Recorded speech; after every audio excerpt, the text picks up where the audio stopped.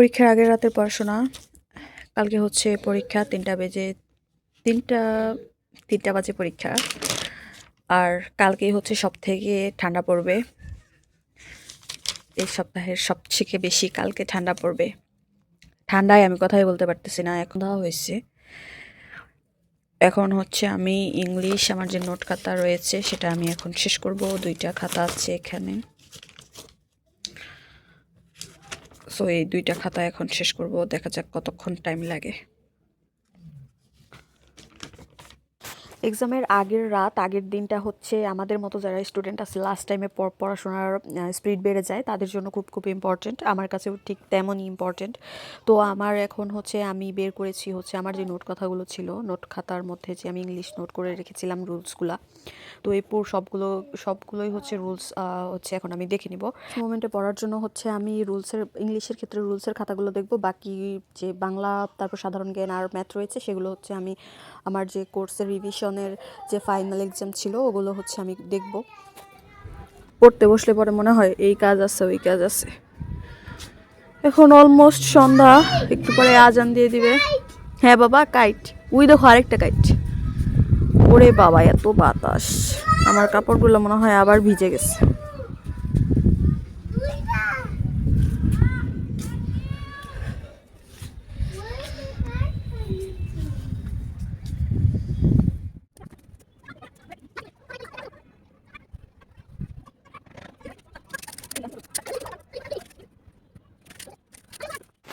Last মোমেন্টের পড়া না, তো মনে হচ্ছিল যে এক প্রকার যুদ্ধে নেমেছি, যে আজকে যুদ্ধ জয় করে ফেলতে হবে। আর লাস্ট টাইমে পড়ার ফলে মানে এত মনে হয় যে আরেকটা দিন যদি বেশি পেতাম তাহলে হয়তো বা আরও কিছু পড়তে পারতাম।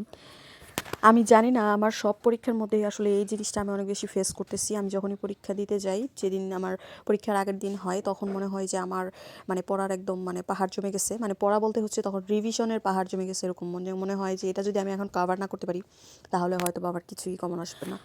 এবার প্রাইমারি পরীক্ষাটা দিয়ে যেটা মনে হয়েছে যে মানে আমি যেগুলো পড়েছি, সবারই সবারই হচ্ছে আমার মনে হচ্ছে যে পরীক্ষা অনেক ভালো হয়েছে। যদি যারা অসৎ উপায় অবলম্বন করে সেগুলো যদি আসলেই ঠিকঠাক হয়ে থাকে তাহলে তো আসলে বলা যায় না। আর যদি এগুলো যদি না হয় তাহলে অবশ্যই ভালো কোনো ফলাফল আসলে আশা করতেছি।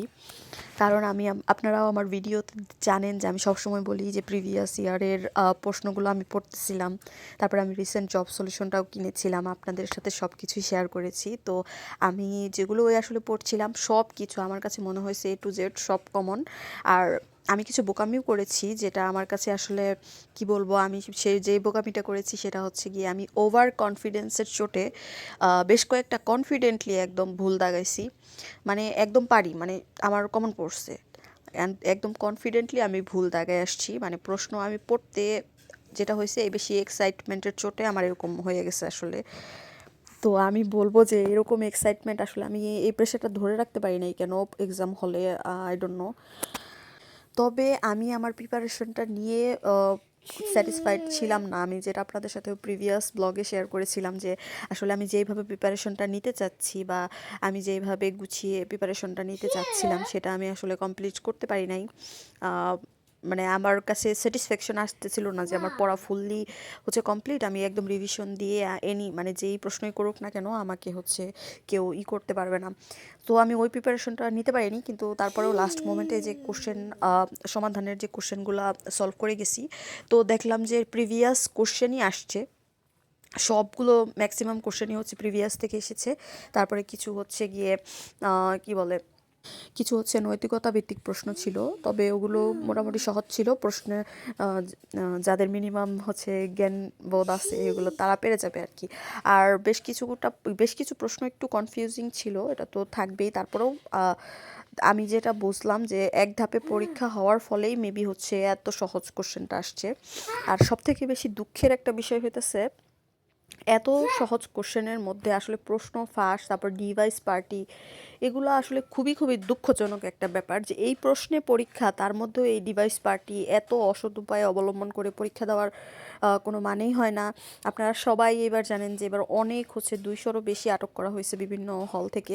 এগুলো আসলে আমাদের মতো যারা আমরা এত কষ্ট করে পড়াশোনা করতেছি, প্রিপারেশন নিচ্ছি, আমাদের সবার জন্য অনেক হতাশাজনক একটা বিষয় আর অনেক দুঃখজনক। কারণ আপনি একটা জিনিস জাস্ট লক্ষ্য করেন, যারা হচ্ছে প্রাইমারি শিক্ষক হবেন তাদের শিক্ষকদের অবস্থায় যদি এরকম থাকে, তাহলে আসলে তারা কি পাঠদান দিবেন বাচ্চাদের, বা তারা তাদের প্রফেশনে কি দিবেন? তারা তো ঢুকতেছে এই অসৎ উপায় অবলম্বন করে, তো তারাও তো সেম কাজটাই করবে। তাহলে আসলে এত 5ই আগস্টে যে এত হচ্ছে কি বলে, এত আন্দোলন, এত কিছু এই জিনিসটার উপর বেস করেই তো এত আন্দোলন করা হয়েছে। কোঠা, তারপরে এইগুলো নিয়েই তো আসলে আন্দোলনটা করা হয়েছে। তাহলে আসলে এগুলো করে আসলে কি লাভ হলো?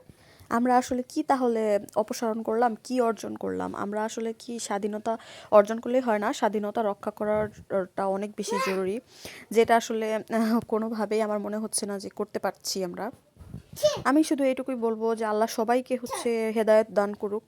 আর মানুষ এতটা এরকম একটা কাজ কিভাবে করে, এটা আমার আসলে ছোট্ট মস্তিষ্কে আসলে আমি ধরে না। তো আশা করি আমাকে যারা দেখেন তাদের হয়তো বা সবার অনেকের পরীক্ষা অনেক ভালো হয়েছে। আপনাদের পরীক্ষার এক্সপিরিয়েন্স কীরকম ছিল অবশ্যই আমার সাথে শেয়ার করতে পারেন কমেন্টের মাধ্যমে। আর কিছু আপু অ্যান্ড ভাইয়া যারা বলতেন যে প্রশ্ন বেসিক অনেক বেশি দরকার, হ্যাঁ বেসিক অনেক বেশি দরকার, কিন্তু অল্প সময়ে যারা প্রিপারেশন নেবে তাদের জন্য অবশ্যই হচ্ছে গিয়ে বেশি বেশি কোশ্চেন সলভ করে যাওয়াটা উচিত। সেটা হচ্ছে প্রিভিয়াস ইয়ারের যে বিসিএস কোশ্চেন, তারপরে হচ্ছে রিসেন্ট যে চাকরিগুলো হচ্ছে সেগুলোর কোশ্চেন, এগুলো হচ্ছে সলভ করে যাওয়া উচিত। যারা হচ্ছে ফার্স্টে হচ্ছে হঠাৎ করে অনার্স শেষ হয়েছে বা আগে থেকে প্রিপারেশন নেয়নি কিন্তু কোনো পরীক্ষার জন্য অ্যাপ্লাই করেছে, তারা শর্ট টাইমে কিভাবে প্রিপারেশন নেবে? তো এইভাবে প্রিপারেশন নিয়েই কিন্তু তারা যাবে। তো যত যাই বলি না কেন আসলে, যত যাই হোক আমাদের চারপাশে, তারপরেও হাল ছেড়ে দিলে হবে না যে প্রশ্ন তো ফাঁস হয়, পড়ে তো লাভ নাই। আমি যেটা আসলে আমি সবসময় আমি নিজেকে বলি যে প্রশ্ন ফাঁস হোক বা যাই হোক, ও যদি প্রশ্ন দেখে যদি ওর 90টা কারেক্ট করে, তাহলে আমি পড়ে 90টা কারেক্ট করার চেষ্টা করব। এটাই আমি নিজেকে নিজে বলি, সেটাই আপনাদের সাথে আজকে শেয়ার করলাম। দেখেন আমাদের আশেপাশে এমন অনেক মানুষ আছে যারা হচ্ছে প্রশ্ন কেনা তো দূরের কথা, তাদের হচ্ছে জীবিকা নির্বাহ করতেই অনেক বেশি কষ্টের সম্মুখীন হতে হয়। এরকম অনেক স্টুডেন্ট কিন্তু রয়েছে আমাদের আশেপাশে, বা গ্রামের দিকে বেশি দেখা যায়। তো তারাও কিন্তু বিসিএস ক্যাডার হয়। তো তারা কিভাবে হয়? সো পরীক্ষার প্রশ্ন যদি থাকে যে 120 নাম্বার উত্তর করতে হবে, তো আপনাকে কিন্তু 120 টার্গেট করেই কিন্তু প্রিপারেশন নিতে হবে, আর ইনশিওর করতে হবে যে 120-এর মধ্যে যেন আমি 120ই পাই। তো নিজেকে আসলে প্রিপারেশনের চূড়ান্ত লেভেলে নিয়ে যেতে হবে। আর হচ্ছে কোনো মার্কসই আসলে ফেলে, মানে বলা যাবে না যে এটা আমি অ্যান্সার করবো না বা এটা আমি বাদ রাখলাম, এটা আসলে করার কোনো সুযোগ নেই। তো এই জন্যই আর কি ফার্স্টের দিকে বলতেছিলাম যে আমি আসলে আমার ইচ্ছে মতো আসলে প্রিপারেশনটা নিতে পারিনি। So that was it for today. Thanks for watching, and আসসালামু আলাইকুম এভরিওয়ান।